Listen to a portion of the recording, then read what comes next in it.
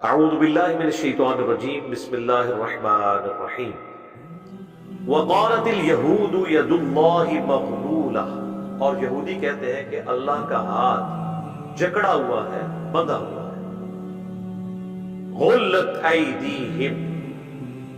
ان کے ہاتھ جکڑے جائیں،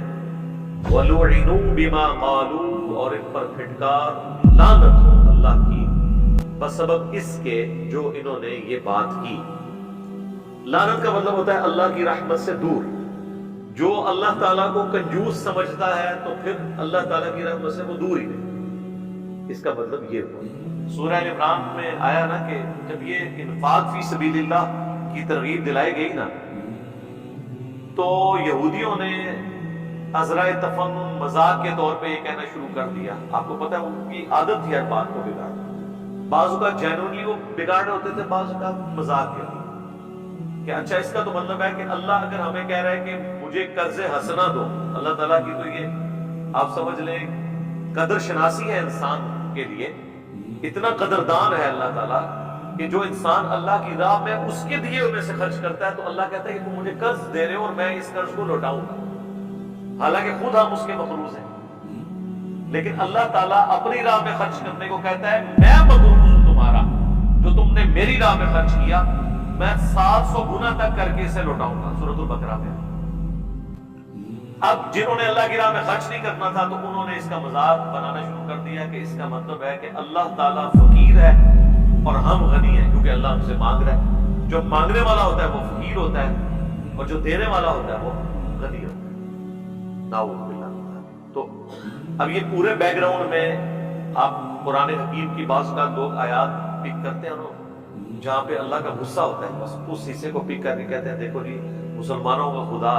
کس لینگویج میں بات کرتا ہے، یہ کسی کو سمجھانے کا طریقہ ہے۔ اگر آپ پک اینڈ چوز کریں گے تو آپ کی بات بالکل ٹھیک ہے، لیکن اگر آپ پورے کی پوری ڈاکٹرن میں دیکھیں گے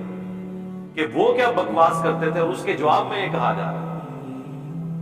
تو پھر آپ کو یہ برا نہیں لگے گا، فٹل لگے گا۔ اگر کوئی میرا صرف یہ جملہ اٹھا لے کہ بابد شاہی کوئی نہیں، تو ظاہر ہے لوگ تو کہیں گے یار یہ تو سیدھا سیدھا چیلنج کر رہا ہے، یہ سمجھانے کا انداز ہے۔ لیکن جب ہم اس کے بیک گراؤنڈ میں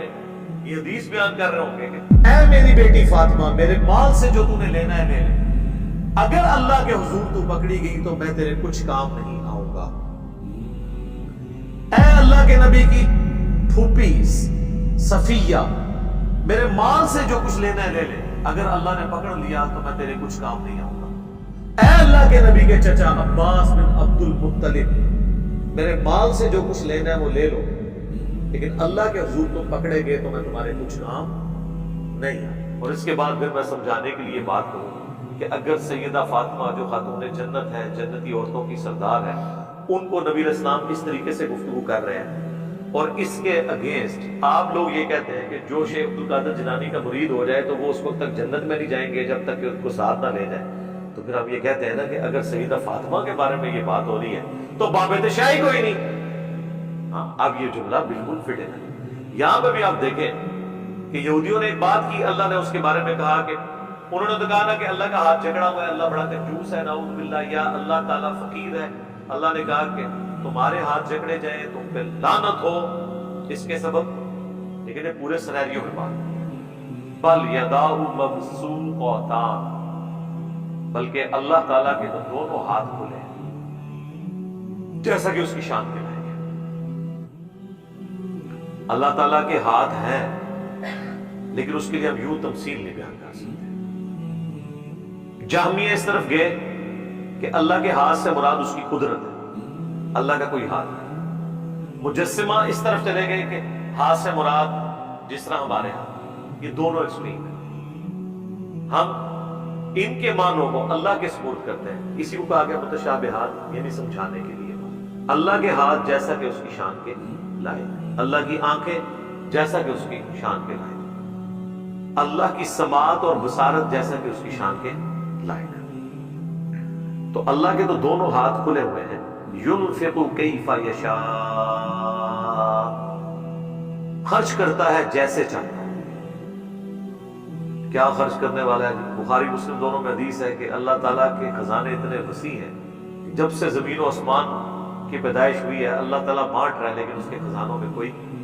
کمی نہیں ہے۔ کمی تو وہاں آتی ہے نا جہاں آپ نے کوئی چیز ہائر کرنی ہو،